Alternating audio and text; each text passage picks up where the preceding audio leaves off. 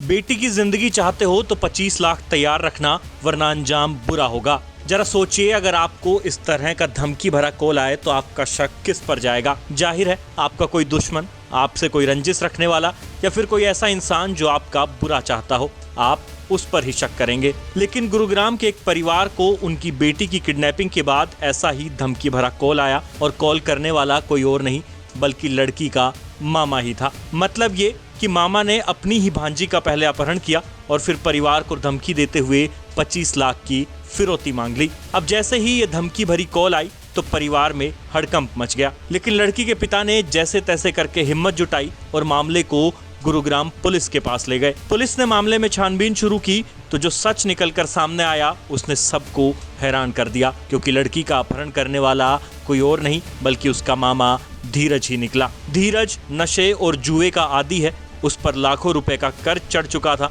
जिसे उतारने के लिए उसने इस किडनैपिंग को अंजाम दिया। आगे अब आप एसीपी नवीन की जुबानी सुनिए कि कैसे पुलिस अपनी ही भांजी को किडनैप करने वाले इस मामा तक पहुंच पाई।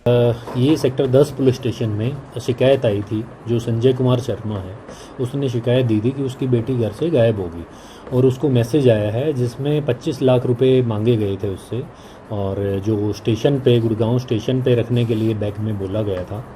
और बच्ची अगर पैसे नहीं दिए गए तो बच्ची की हत्या करने बारे भी उसमें धमकी दी गई थी, और जिसमें पुलिस को इन्फॉर्म किया तो फिर बच्ची को मार दिया जाएगा, इस तरह की बातें उसमें मैसेज जो उसको किया गया था। जिसने पुलिस को इन्फॉर्म किया, पुलिस ने एफआईआर दर्ज की थी। पुलिस ने एफआईआर दर्ज करने के बाद जो अपनी रैंचम में हमने एफआईआर दर्ज करी थी, बच्ची भी जो 12 साल की है करीब, और इसलिए जो हमने 363 364 ए में एफआईआर लॉन्च करी थी और फिर उस पर इन्वेस्टिगेशन करी। हमारे ऑफिसर हैं, सीपी मैम हैं, डीसीपी साहब हैं, उनको बताया तो सारी टीमें फिर गठित की गई उन्होंने। तो इसमें करीब 5 टीमें गठित की गई थी। उसमें एसीपी क्राइम भी थे, सीआईए सेक्टर 10 इंस्पेक्टर अरविंद थे, अमित थे, एसएचओ जो सेक्टर 10 हैं अरविंद वो भी थे, इंस्पेक्टर आनंद सीआईए 31 इंचार्ज वो भी थे, एसीपी साहब क्राइम सुखबीर जी थे, तो मैं भी इसी टीम में था।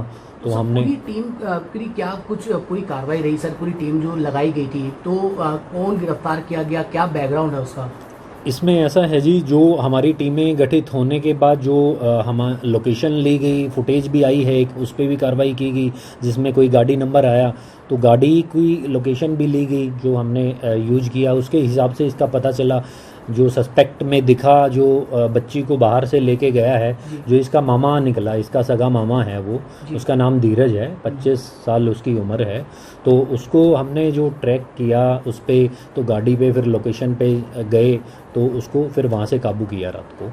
तो सर जो बताया जा रहा है धीरज जो है, ये क्या सर पहले भी कोई क्रिमिनल बैकग्राउंड रहा है और इसने किडनैपिंग की इस वारदात को अंजाम क्यों दिया?